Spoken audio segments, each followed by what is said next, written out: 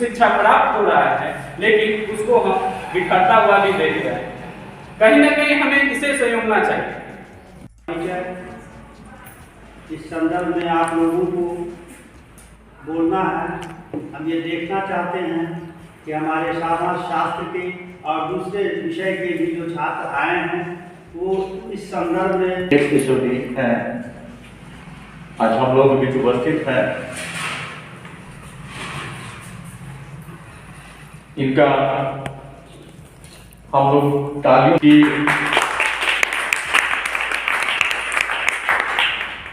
इन लोगों ने हमारे विभाग के लिए, इस मिथिला विश्वविद्यालय के छात्रों के लिए, इनके उत्थान के लिए अपना बहुमूल्य समय हम लोगों को प्रदान किए हैं। इसके लिए हम सभी समाजशास्त्र विभाग की ओर से उनके शुक्रगुजार हैं। आगे हम चाहेंगे कि इस कार्यक्रम का शुभारंभ किया जाए और जो भी बच्चे यहाँ आएंगे उसी समय अपना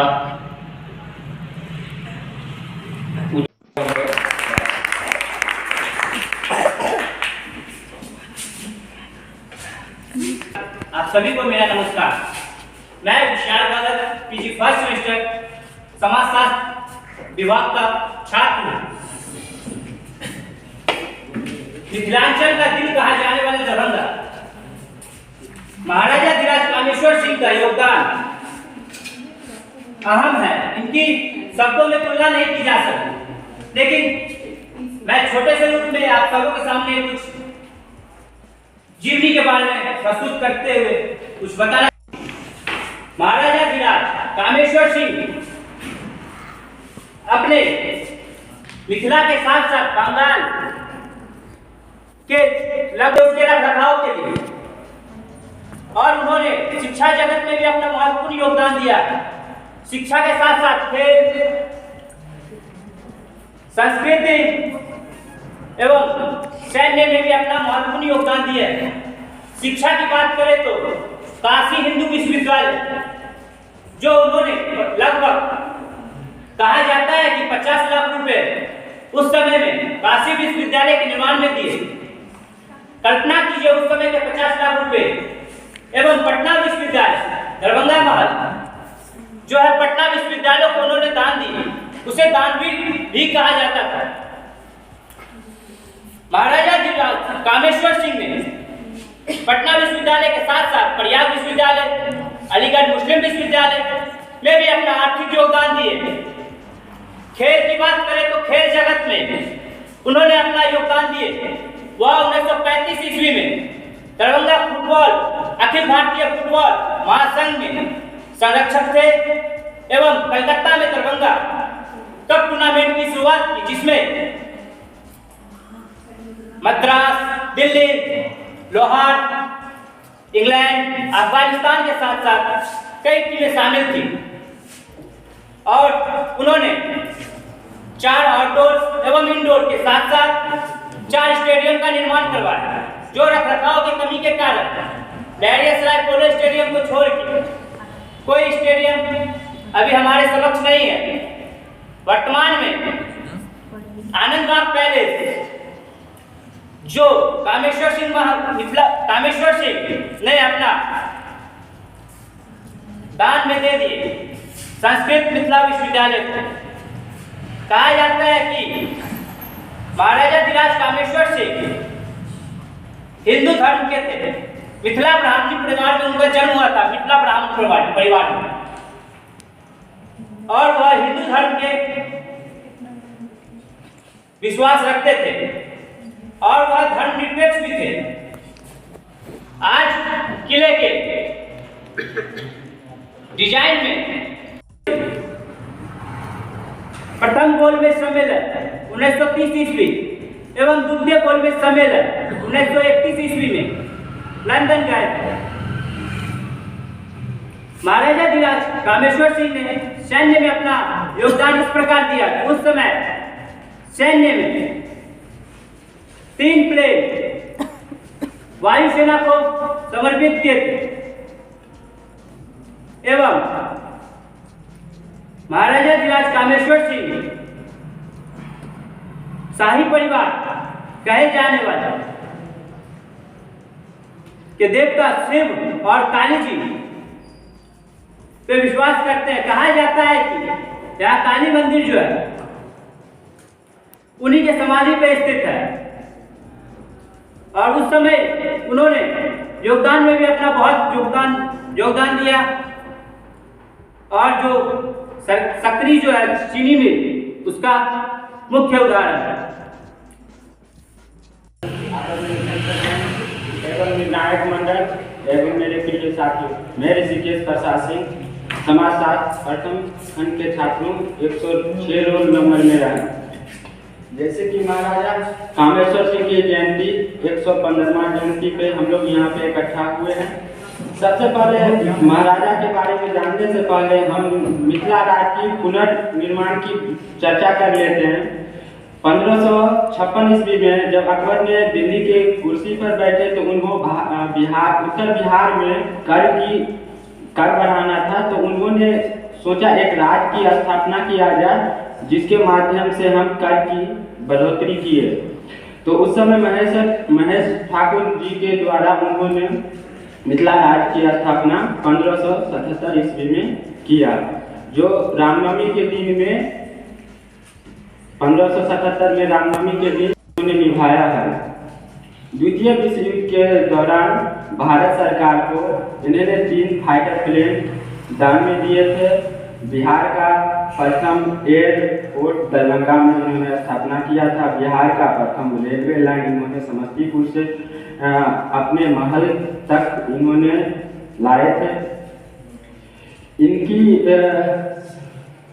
कृतियाँ की बात करें तो इनके पास व्यापारिक और आधुनिक शिक्षा दोनों पे ये ध्यान देते थे। ये जनता को सिर्फ कृषि पे निर्भर नहीं रखना चाहते थे, जो कि कुछ इन्हें विरासत के रूप में भी मिला था।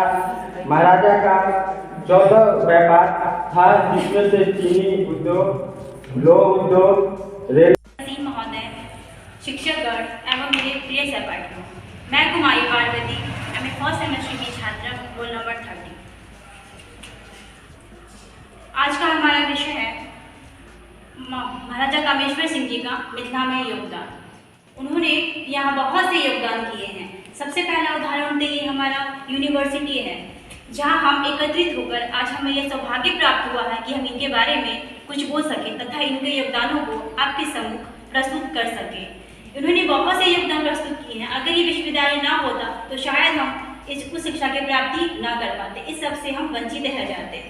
और दूसरा, उन्होंने यहाँ पे कहा जाता है कि हमारे समाज में अगर किसी की मृत्यु हो जाती है तो कुछ दिनों तक वहाँ पे कोई धार्मिक कार्य नहीं होता है। लेकिन महाराजा धीराज कामेश्वर सिंह जी, जिन्होंने अपने पिता की चिता के ऊपर उन्होंने एक श्यामा मंदिर का निर्माण कराया है, जहाँ आज भी श्रद्धालु लोग नम आंखों से इनके दर्शन के लिए आते हैं। और यहाँ पर और कहा जाता है कि कन्यादान महादान होता है, कन्यादान भी यहाँ पे किया जाता है। ये एक बहुत ही शुभ कार्यक्रम होता है।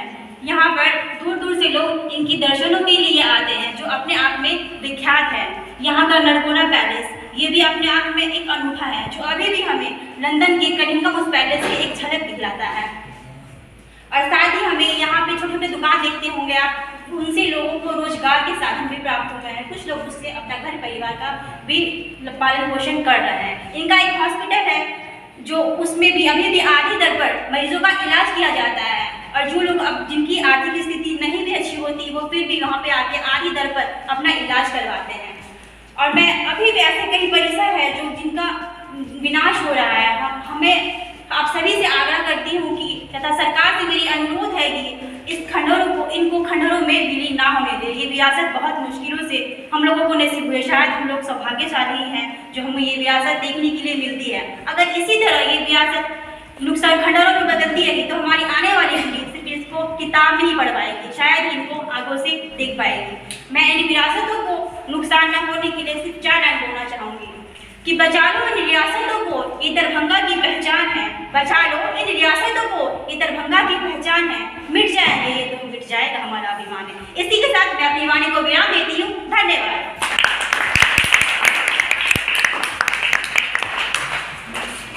बहुत बहुत धन्यवाद कुमारी पार्वती। अब हम नेक्स्ट आमंत्रित करते हैं। दिखाई दे रहा है, हम उनकी जयंती पे सिर्फ बात करने से हमें क्या मिलेगा? कहीं ना कहीं हमें इन्हें सहयोग की रखने की जरूरत है। हम इनको याद के रूप में रखें ताकि आने वाला हमारा जो पीढ़ी हो वो भी इनको देख सके। हम जहाँ से आगे बढ़ने की हमें कुछ शिक्षा प्राप्त हो रहा है, लेकिन उसको हम बिखरता हुआ भी देख रहे हैं। कहीं ना कहीं हमें इसे संयोगना चाहिए। रेलवे में भी उनका काफी योगदान रहा है। यहाँ पे दरभंगा से लेकर नरवाना प्लेस के बीच एक रेलवे चलती थी, जिसमें कई बड़े हमारे पूर्व राष्ट्रपति, प्रधानमंत्री भी उनमें सफर कर चुके हैं। शिक्षा के क्षेत्र की बात की जाए तो जो ललित नारायण मिथिला यूनिवर्सिटी है 1972 ईस्वी में आई, और जो रेलवे दरभंगा से नरवाना प्लेस तक आती थी वो ललित नारायण मिथिला यूनिवर्सिटी के विलीन में आ गया, जिसके कारण उसे बंद कर दिया गया, जो आज हम लोग को देखने को नहीं मिलता है। कहीं ना कहीं हमें इन चीजों को, अपनी विरासत को संभालने की जरूरत है।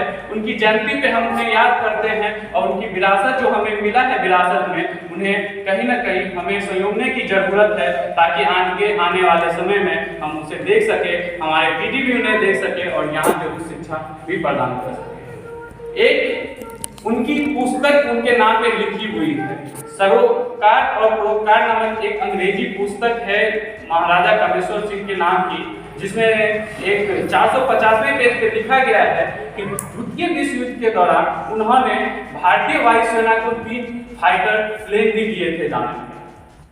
ये कहीं ना कहीं हमारे लिए गर्व की बात है। इन सबको आगे हमें बताने में, जब हमारी पीढ़ी आए आगे बताने में वो संकोच न करे। इन सब का हमें अपने बच्चों, आने वाले पीढ़ी को भी बताने की जरूरत है। ज्यादा समय आप लोग का नहीं लूंगा। आप लोग का धन्यवाद।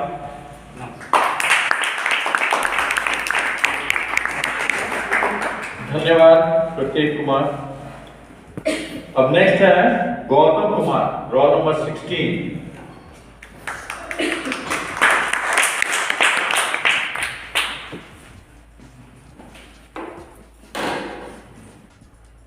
आदरणीय शिक्षक, अतिथिगण और मेरे प्यारे साथी, मैं गौतम कुमार सिंह, समाजशास्त्र विभाग, roll number 16, MA first semester का छात्र हूँ। आज दरभंगा महाराजा श्री कामेश्वर सिंह के 115वें पुण्यतिथि के अवसर पर उसके जीवन से जुड़े कुछ महत्वपूर्ण पहलू तथा मिथिला में उनका महत्वपूर्ण योगदान पर मैं कुछ बातें आप सभी के समक्ष रखने जा रहा हूँ। दरभंगा महाराजा श्री कामेश्वर सिंह का जन्म 28 नवंबर 1907 को हुई थी तथा Today I am Gita Gupta. I am standing here to say some few lines of Kameshwar Singh. Who is Kameshwar Singh? The king of Darbhanga. He known as Mithila ruler. The name of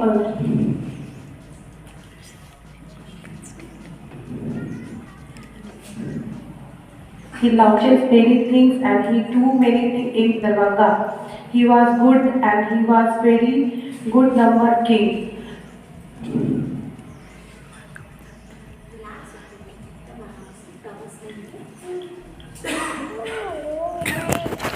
To other country also and India also. He was a good number of a king and he do many things in Darbhanga dynasty and other dynasty also. Thank you. जो आज भारत और नेपाल के बीच विभाजित है, राज दरभंगा के शासक मैथिल ब्राह्मण थे जो दरभंगा शहर में उनकी सीट मिथिला क्षेत्र का केंद्र बन गई, क्योंकि शासक मैथिल और मैथिल भाषा के संरक्षण थे। ओनिवार राजवंश के पतन के बाद राजवंश का उदय हुआ। खनवाल राजवंश भारत के शासन करने वाले कई ब्राह्मण राजवंशों में से। आदरणीय अतिथिगण के सबसे पहले उठले सूरज देव कोशी कमला बलान रे, अही धरती पर जगमुरा भैया विद्यापति के गान रे। दरभंगा महाराज के गान आदरणीय विभाग अध्यक्ष महोदय, अतिथिगण एवं ज्ञान की देवी सभी शिक्षिकागण एवं हमारे शिक्षक। दरभंगा महाराज शिक्षा के क्षेत्र में इन्होंने महत्वपूर्ण योगदान दिए। इन्होंने हिंदू काशी विश्वविद्यालय को योगदान में लगभग 50 लाख रुपया दिए थे। दरभंगा बाद को पटना विश्वविद्यालय के नाम में दिए थे। पटना विश्वविद्यालय, काशी हिंदू विश्वविद्यालय।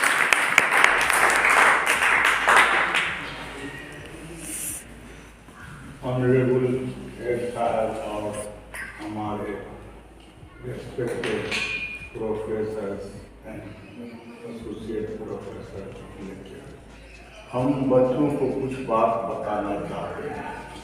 मेरे ख्याल से परहैप्स जो मुझे इंफॉर्मेशन है वो ये कहा गया था, कंट्रीब्यूशन ऑफ महाराजा इन मिथिला क्षेत्र। आप लोग सब्जेक्ट से डिविएट करें थोड़ा सा। दूसरी बात ये है, कोई भी जब टॉपिक हो उसको पहले समझिए, उस पर मटेरियल कलेक्शन कीजिए, ऑथेंटिक मटेरियल। उसके बाद एक्सप्रेशन आपका क्या है, इंफॉर्मेशन जो भी दें। कुछ इंफॉर्मेशन मुझे मिले हैं जो बहुत ही हमको मतलब अप टू दी मार्क नहीं लगा। मैं गलत तो नहीं बोल सकता, लेकिन अप टू दी मार्क नहीं लगा।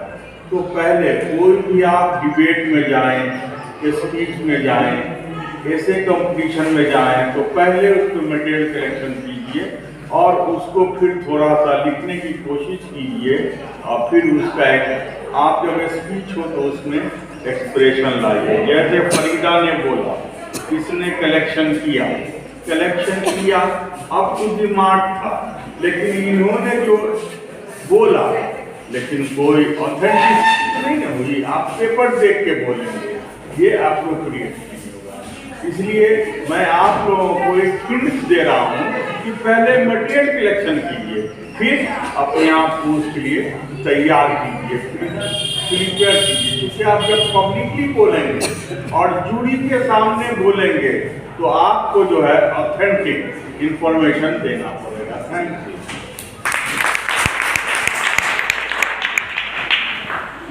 अब इस भाषण प्रतियोगिता का कार्यक्रम अब समापन होने को है। फिर भी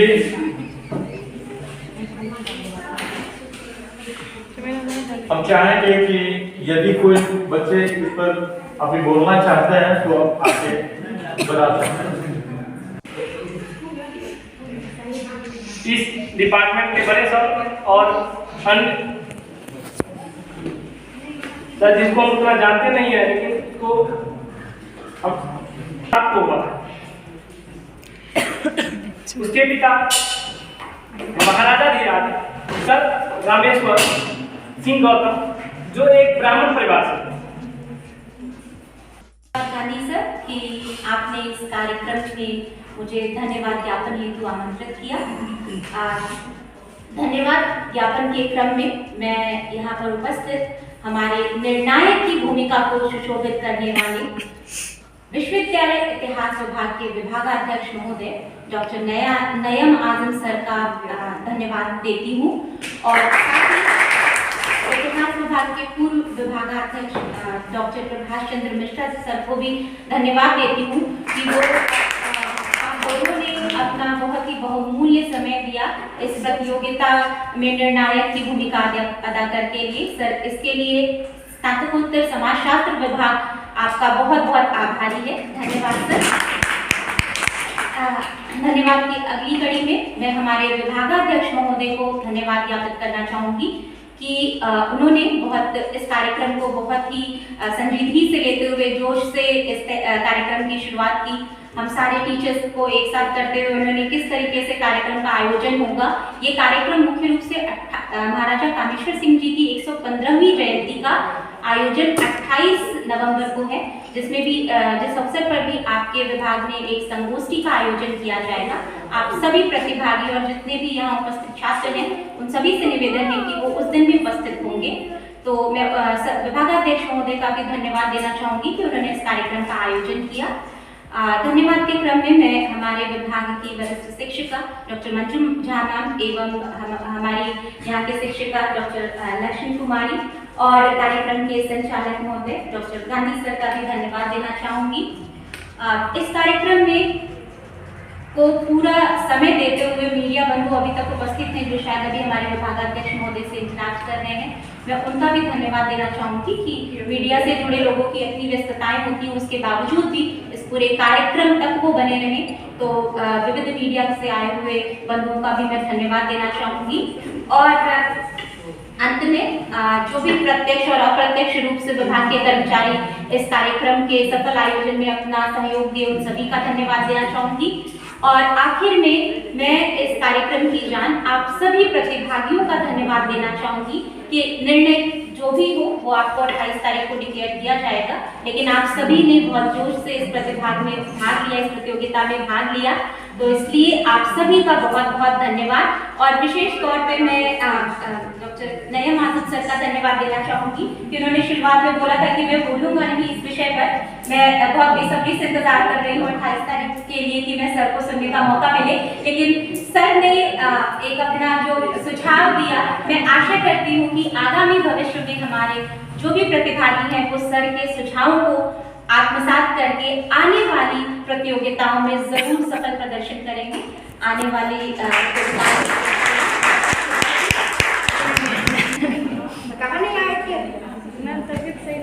आज का यह भाषण प्रतियोगिता का कार्यक्रम अब समाप्त किया जाता है। तुमको बहुत बहुत धन्यवाद।